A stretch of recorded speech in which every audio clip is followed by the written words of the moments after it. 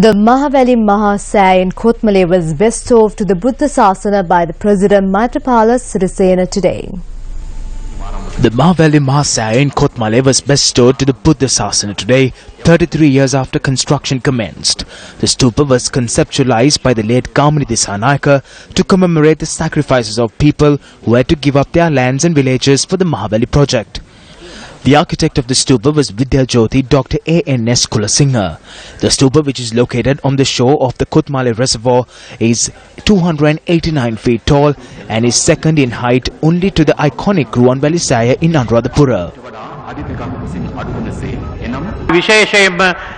We are especially thankful to Minister Gamini Dissanayaka. I recall the efforts he undertook in debating this with us and getting us to agree to it. He accomplished this task. I have always maintained that I do not know if this would have been done if it had been entrusted to anyone else.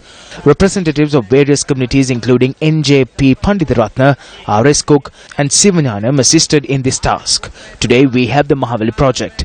We are going to fill Hambantota with industrial zones and transform the entire western province into a new city. Kandy will be transformed into a new city.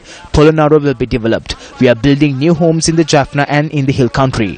1 million jobs will be created. I did not imagine that we would be able to break J.R. Jayawardhane's record in my lifetime.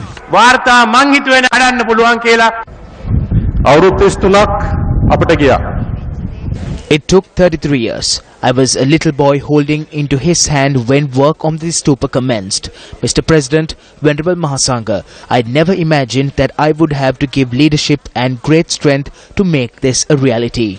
We have heard of Tampere temples in the world, but I believe that this is the only Tampere stupa in the world. The entire stupa rests on these 32 columns.